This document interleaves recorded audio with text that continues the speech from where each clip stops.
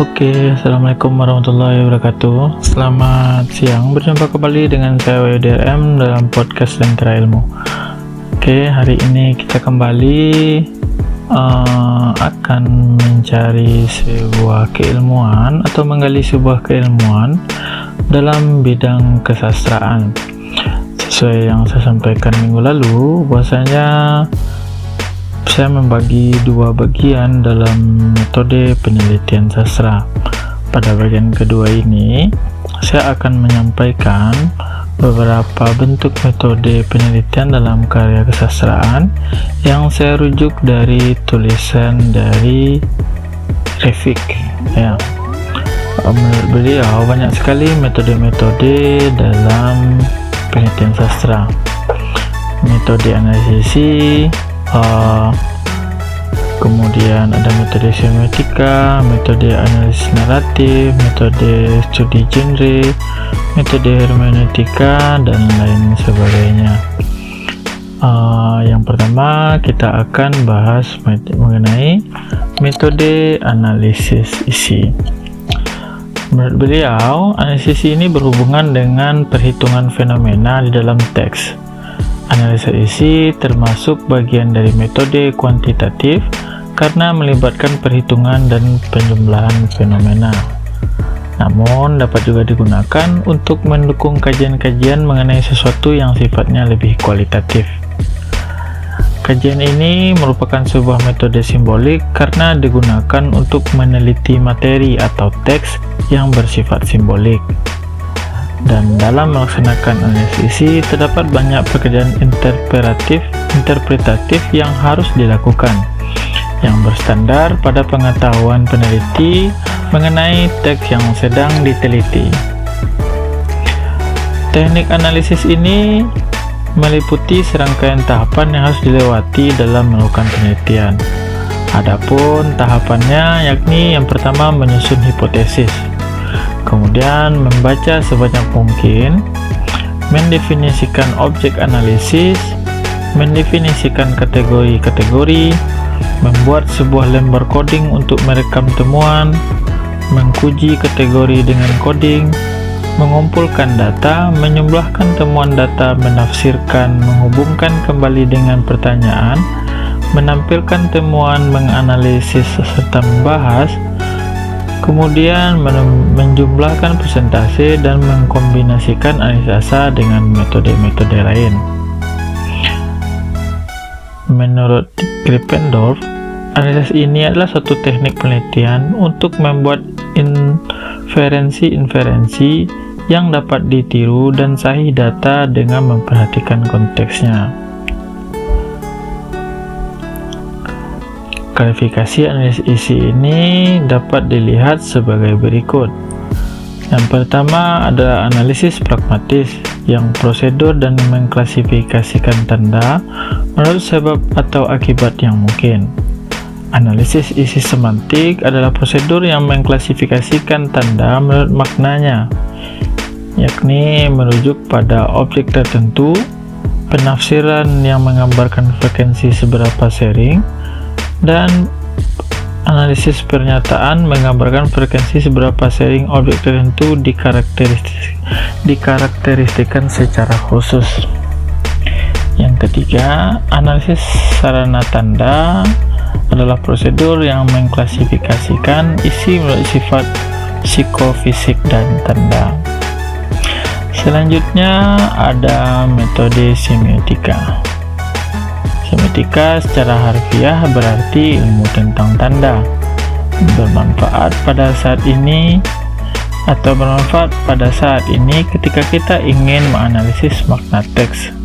Semiotika semula diturunkan dari buku Ferdinand de Saussure yang merasa bahwa semiotika dapat digunakan untuk menganalisis sejumlah besar sistem tanda.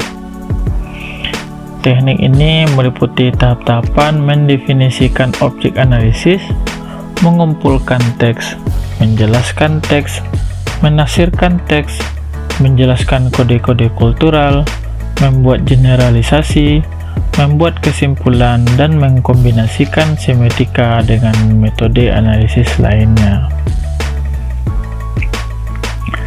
Selanjutnya, metode analisis naratif. Metode ini menjelaskan bahwa kita mengambil keseluruhan teks sebagai objek analisis, berfokus pada struktur kisah atau narasi. Analisis naratif adalah sebuah metode yang kuat untuk menganalisis teks. Analisis naratif dapat dijadikan sebagai cara untuk meneliti sebuah teks dan menemukan ideologi di balik struktur bahasa. Tekniknya meliputi tahapan sebagai berikut: memilih teks dengan cermat, akrab dengan teks tersebut dengan cara membaca berulang kali, memberikan hipotesis, menyusun kerangka alur seperti gambar dalam teks, menggunakan garis besar alur dan menongkat kisahnya pada kronologis, mengidentifikasi keseimbangan awal dan akhir teks, mendefinisikan karakter sesuai dengan fungsi mereka dalam alur, dan mengaitkan temuan-temuan dengan hipotesis. Selanjutnya, metode studi genre untuk kajian film. Dalam kajian-kajian film, penelitian genre mengkaji film dengan menghubungkannya pada film-film yang lain dalam genre yang sama. Film-film sering dikaji berdasarkan genrenya, seperti musikal, barat, komedi, romantis, dan lain-lain. Genre adalah sebuah kategori semiotik yang di dalamnya terdapat kode-kode keras dan konvensi-konvensi yang dimiliki oleh film-film dalam sebuah genre yang sama. Misalnya unsur-unsur seperti lokasi, gaya, dan lain-lain. Genre yang merupakan kategori naratif, misalnya struktur gadis yang bertemu dengan jejaka dalam sebuah film roman, selalu merupakan struktur dari sebuah film yang bergenre itu. Jika kita pernah menonton The Last Samurai dan Laskar Pelangi, ternyata isinya sama-sama berjuang untuk mencapai prestasi yang gemilang pada usia muda. Kemudian, jika pernah menonton film yang berasal dari Amerika dan Indonesia seperti Titanic dan Tenggelamnya Kapal Van der Wijk, dia memiliki kesamaan walaupun unsur fungsinya berbeda, yakni tenggelamnya sebuah kapal dan diiringi dengan unsur-unsur percintaan dan bencana lainnya. Jadi sebagai tandanya bahwa kajian ini lebih merekatkan pada kode-kode seperti yang ada dalam genre tersebut. Kemudian juga ada metode penelitian sastra lisan. Banyak di daerah-daerah yang memiliki kesastraan lisan yang dapat diteliti. Kesastraan lisan ini yakni kesastraan yang muncul dalam bentuk lisan dan bukan tulisan. Sastra lisan ini hidup dan berkembang dari mulut ke mulut sesuai dengan kesastraan itu tumbuh dan berkembang dalam masyarakatnya. Dalam metode penelitian sastra lisan, terdapat teknik pengumpulan data yang berupa pencatatan, perekaman wawancara, pengamatan perperan serta, dan analisis dokumen. Kalau dahulu perekaman hanya menggunakan tape recorder, sekarang kita bisa menggunakan handycam atau kamera digital atau bisa juga dengan handphone. Secara sederhana, langkah-langkah yang harus dilakukan adalah perekaman sastra lisan dalam seni pertunjukan atau tradisi lisan, pengumpulan data berupa komentar pemilik sastra lisan dan wawancara serta observasi partisipasi, dan yang terakhir adalah transkripsi rekaman sastra lisan dan data berupa fragmentasi hasil wawancara sehingga ditemukan apresiasi bersama tentang hasil rekaman. Kemudian metode hermeneutika. Dalam pengkajian sastra juga terdapat metode penelitian hermeneutika. Dalam metode ini terdapat langkah-langkah pemahaman yang patut ditekankan untuk bagi mereka yang mau meneliti tentang sesuatu yang berhubungan dengan metode hermeneutika.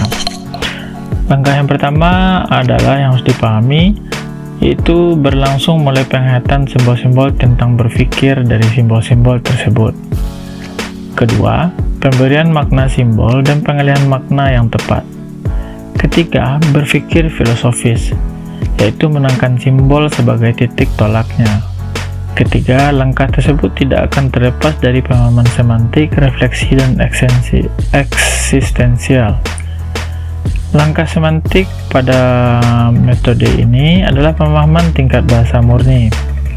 Pemahaman refleksi adalah pemahaman yang mendekati tingkat ontologis, dan pemahaman eksistensial adalah pemahaman tingkat keberadaan makna itu sendiri.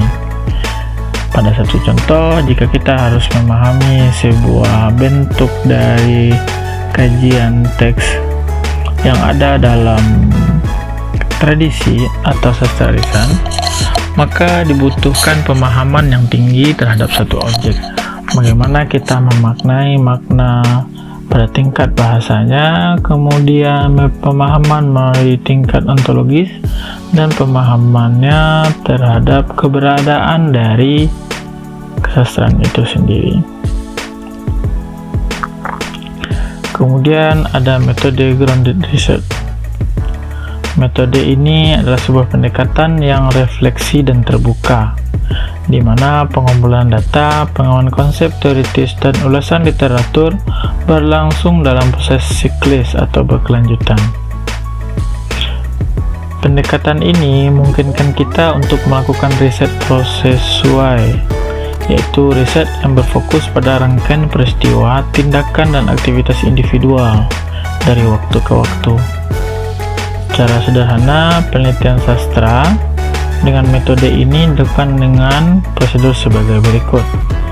Yang pertama, peneliti menentukan persoalan, bertanya kepada pengarang mengenai makna karya itu dan seluk-beluknya. Peneliti membangun kategori berdasarkan hasil, mencoba memahami teks dasar kategori dan mencatat beberapa permasalahan yang tidak terjelaskan. Kemudian peneliti kembali ke lapangan dan artinya kembali berhubungan dengan pengarang. Setelah mendapatkan hasil dengan 5 langkah sebelumnya, peneliti kembali ke teks untuk memahami teks itu atas dasar pemahaman.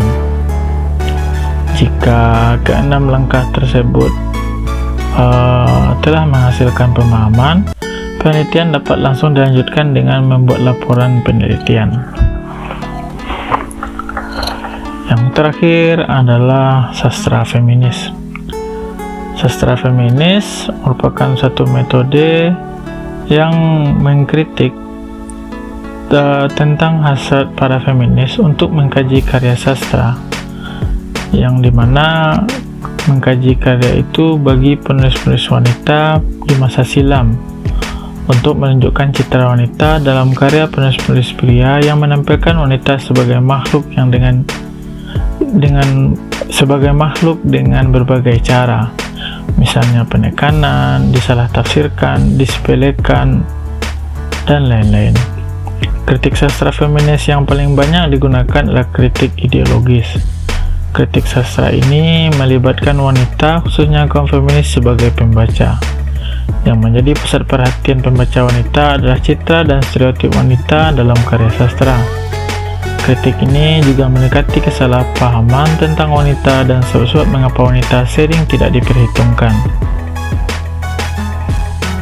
Langkah-langkah yang bisa dilakukan dalam penelitian ini, yang pertama, mengidentifikasi satu atau beberapa tokoh wanita dalam karya sastra.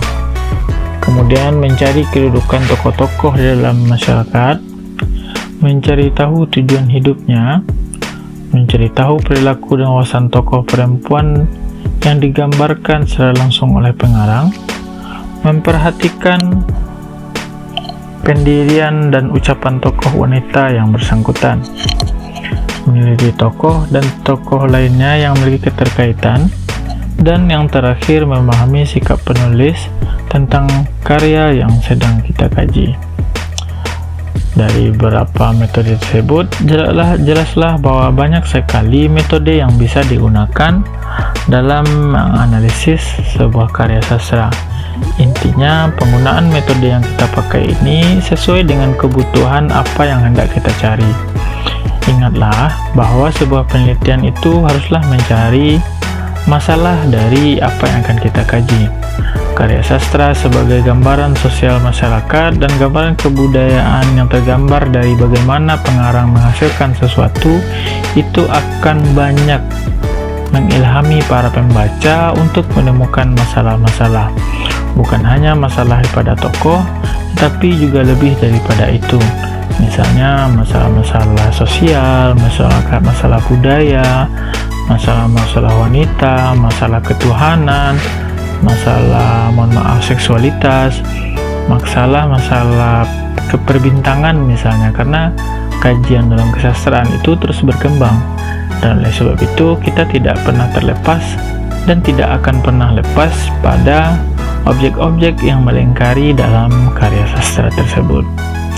Intinya, identifikasilah masing-masing masalah dalam sebuah karya sastra, kemudian tentukan metode yang pas, karena menentukan metode yang pas akan mempengaruhi hasil yang akan didapatkan, dan sesuaikanlah metode itu dengan rumusan pertanyaan dan rumusan masalah sehingga dapat memberikan suatu temuan dan kontribusi keilmuan baik terhadap karya itu sendiri ataupun pada keilmuan dari kajian sastra tersebut.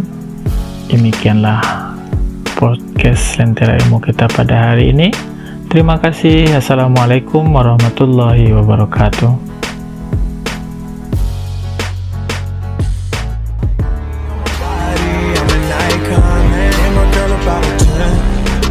Fuck her.